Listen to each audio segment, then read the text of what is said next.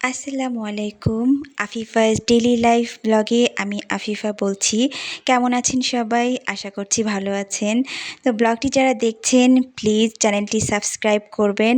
আর যারা already subscribe করেছেন তাদেরকে অসংখ্য ধন্যবাদ।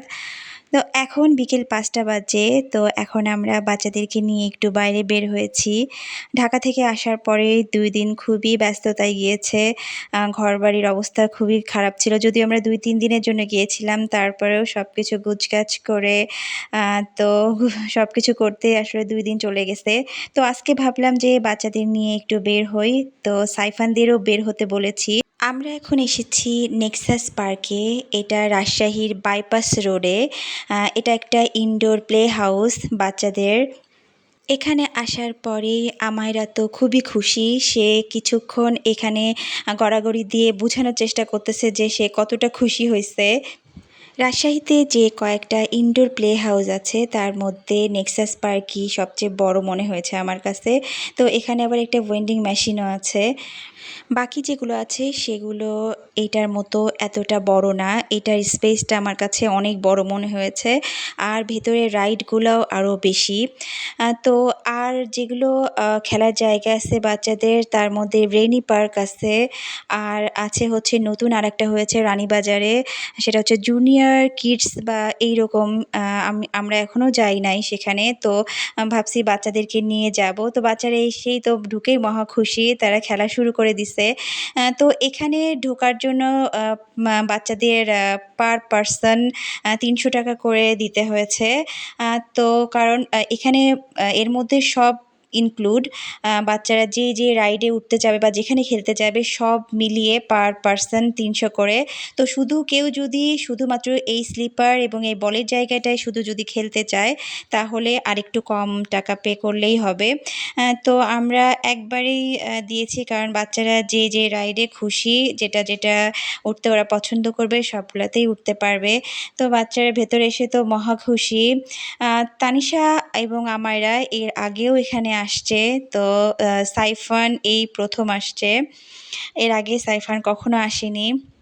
তানিশা এবং আমায়রার খুবই ইচ্ছা ছিল যে ওরা যেহেতু আগে আসছে তো তার ভাইকেও এখানে আনার খুবই ইচ্ছা ছিল। তো এই জন্যেই আসলে সাইফানের জন্য এখানে আসা, যাতে ও একটু খুশি হয়। কারণ ঢাকায় গেলে তো সে তার বোনদের নিয়ে ঘোরে। এবার তার বোনদের ভাই এবার আসছে রাজশাহীতে, এই জন্য তার বোনেরাও তাকে নিয়ে বের হয়েছে। তো আসার পরে বাচ্চারা তো তাদের ইচ্ছা মতো খেলতেছে। তো বাচ্চারা দোলনায় উঠছে, আর বাচ্চার বাবা কেন বাদ যাবে? বাচ্চার বাবাও দোলনায় বসে আছে। তো যাই হোক, এখন ওরা ওদের মতো দৌড়াদৌড়ি করে ভেতরে খেলতেছে। বাচ্চাদেরকে একটু খুশি করার জন্যই খেলার জায়গায় নিয়ে আসা। বাসায় কতক্ষণ আর খেলতে পারে? বাসায় খেলতে খেলতে বোর হয়ে যায়। তো এই জন্যই ওদেরকে নিয়ে আসছি। আর ইনডোর প্লে হাউসে নিয়ে আসার আরেকটা কারণ হচ্ছে বাইরে বেশ মেঘলা আকাশ এবং মনে হচ্ছে গুঁড়ি গুঁড়ি বৃষ্টিও হচ্ছে। তো বাইরে ওদেরকে কোথায় নিয়ে ঘুরবো? তো এই জন্য ভেতরে নিয়ে আসছি যে ওরা ওদের ইচ্ছা মতো খেলুক। তো এই রাইডটা খুবই ভালো লাগছে আমার কাছে। তো ১ম এ আমায়রা খুবই খুশি হয়ে উঠল। ওঠার পরে সে একটু ভয় পাইছে, তো নেমে আসছে। সাইফানকে কয়েকবার বলা হইছে ওঠার জন্য। তো তার এইটা পছন্দ হয় না, এইজন্য সে আর এখানে উঠবে না। তো তানিশা একাই উঠছে। বাচ্চারা বাচ্চাদের নিজেদের ইচ্ছা মতো। নেক্সাস পার্কে যে শুধুমাত্র বাচ্চাদের খেলার জায়গায় আছে তা না, এটা আসলে একটা রেস্টুরেন্ট। তো রেস্টুরেন্ট শুরুতে এখানে ঢুকেই ১ম এ রেস্টুরেন্ট, পড়ে তারপরে এই ইনডোর প্লে হাউসটা। তো এখানে বাচ্চার বাবা-মা এসে বাচ্চাদেরকে এই প্লে হাউসে ঢুকায় দিয়ে তারা বাইরে রেস্টুরেন্টে বসে থাকে, বিভিন্ন খাবার অর্ডার করে খায়। তো আমরা আজকে বাচ্চাদের বিকেলে এখানেই নাস্তা করাবো। তো এখন ওরা খেলতেছে। ওদের খেলা শেষ হলে আমরা চলে যাওয়ার আগে বাচ্চাদেরকে এখান থেকে নাস্তা করিয়ে নিয়ে তারপরে চলে যাব। তো বাইরে এখন বেশ অন্ধকারও হয়ে গেছে আর বৃষ্টিও হচ্ছে। আমাইরা তো খুব আগ্রহ নিয়ে এটাতে উঠছে এবং বাচ্চাটার লাফালাফির চোটে সে আর বসে থাকতে পারতেছে না। তো এখন তাড়াতাড়ি বের হয়ে আসবে। সাইফান তো এখানে এসে খুবই খুশি। সে কোথায় থেকে কোথায় যাচ্ছে দৌড়ায় এবং কোনটা রেখে কোনটা উঠবে সে বুঝতে পারতেছে না। তো তার গাড়ি তো তার খুবই পছন্দ। তো এটা গাড়ি দেখে সে এখানে আসছে। এখানকার খাবার সম্পর্কে আমাদের খুব বেশি আইডিয়া নেই, কারণ আমরা এখানে খাই নাই কখনোই। এর আগেরবার যখন বাচ্চাদেরকে নিয়ে এসেছিলাম তখন আমরা বেশ তাড়ার মধ্যে ছিলাম। বাচ্চাদেরকে বেশ ঘন্টা ২ এক খেলানোর পরে আমরা এখান থেকে সুপ্রায় চলে গিয়েছিলাম ঘুরতে। তো এইজন্য এখানকার খাবার আজকে যখন খাবো তখন বলতে পারবো যে এখানকার খাবার কেমন। তো এখানে সব ধরনের ফাস্ট ফুড টাইপের আইটেম পাওয়া যায়, যেটা আমরা দেখলাম। জুস, তারপরে French fry, soup, wonton, chowmein, এই টাইপের জিনিস আর কি, আইসক্রিম। তো মোটামুটি ফাস্ট ফুড টাইপের সব কিছুই পাওয়া যায়। আর বাচ্চাদের খাবারও পাওয়া যায়, বাচ্চারা যে টাইপের খাবার পছন্দ করে আর কি। তো এখানে আরও অনেক বাচ্চা ছিল, ওরা খেলতেছে। আমরা যখন আসি তখন ভিড় আরও বেশি ছিল, এখন একটু কমে গেছে। ভেতরের সাইডে যতগুলো ছোট ছোট রাইড ছিল সবগুলোতেই তারা উঠছে এবং শেষে তারা এই বলের এখানে আসছে। এই জায়গাটা খুবই সুন্দর করে সাজানো, এখানে টায়ার দিয়েও সাজানো আছে। বাচ্চারা এই টায়ার বেয়ে বেয়ে যতটুকু উপরে পারবে উঠবে। সুন্দর করে সাজানো, দেখতেও ভালো লাগতেছে। এখানে অনেক ধরনের বল আছে, তো বল দেখে এরা তো পাগল হয়ে গেছে। এখন বলের ভেতরে যেভাবে খেলা যায় আর কি, এর বলের অনেক বল, তো এর ভেতরে হাঁটতেও কষ্ট হচ্ছে। তো তারপরেও তারা তো খুবই খুশি হইছে এখানে আসতে পেরে। আজকের মতো খেলা শেষ, এখন আমরা বের হয়ে যাব।